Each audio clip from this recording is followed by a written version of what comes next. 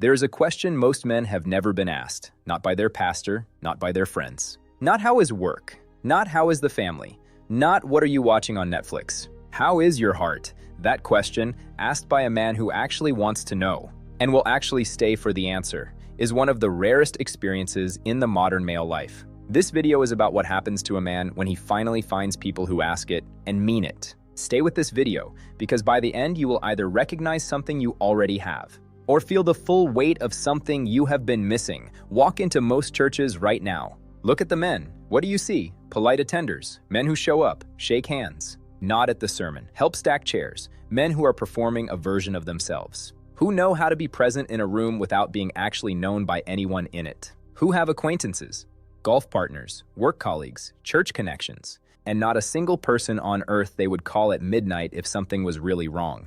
That man is drowning in plain sight, and no one knows, because no one is close enough to see it. Real brotherhood is a relationship between men who have chosen each other, not circumstantially, by covenant.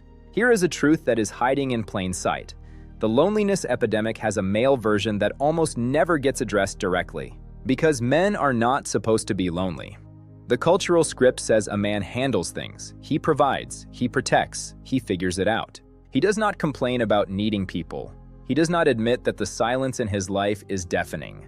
He does not confess that he goes to bed most nights carrying things he has never said out loud to another living soul. Modern life has organized men into silos. Work silos where the relationships are professional and therefore limited. Hobby silos where the connection is circumstantial and therefore shallow.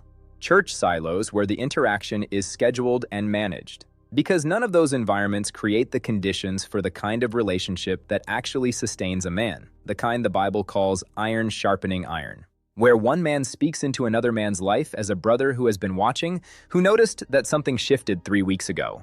A man without brotherhood does not collapse dramatically. He deteriorates quietly. He numbs. He disengages. And the man who has been carrying everything alone for long enough eventually stops feeling the weight. The village is not just a concept, it is a lifeline.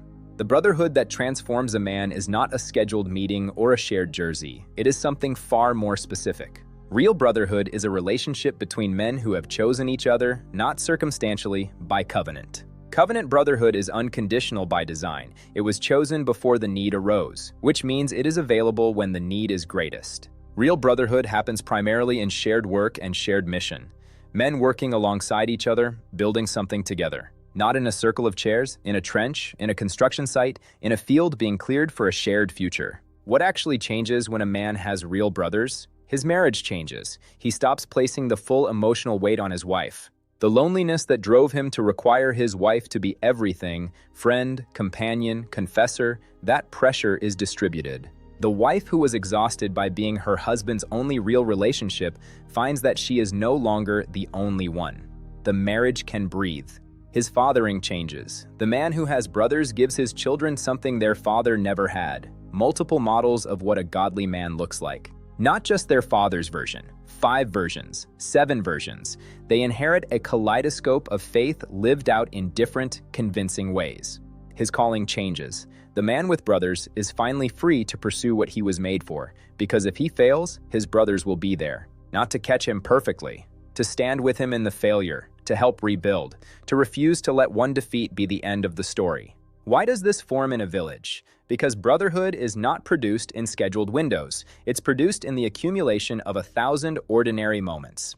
The Tuesday at 7 in the morning when 2 men are fixing a water line and one of them says something honest about what is happening at home. Daily life eliminates selection. The brothers see everything, and visible is terrifying, until you realize they are still here, still choosing you. This is the mechanism of generational change. The moment a man rises, someone behind him sees the path more clearly. The cycle of isolation breaks. A son who watched his father live in real brotherhood becomes a man who seeks it. He knows what life looks like without it, and he refuses to settle. The man who finally has brothers does not just become a better version of himself, he becomes a different kind of man entirely, fully known, fully alive. You were not designed to carry what you are carrying alone. You were designed for brothers, for a people. We were meant to live this way.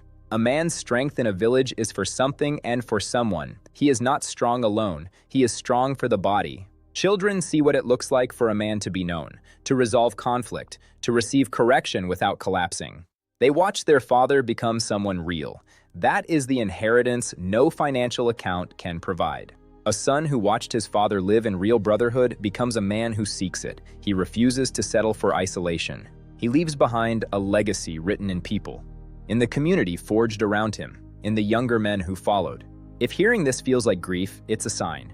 You were made for something real. You have been living in a substitute long enough. You were designed for brothers. That is the pattern God built into the design of His people from the beginning. The man you were made to be is not waiting for better circumstances. He is waiting for a people. Christian Villages exist for the men ready to start building something real. Visit christianvillages.com today. The brothers are already there. The work has begun. We were meant to live this way. Join us.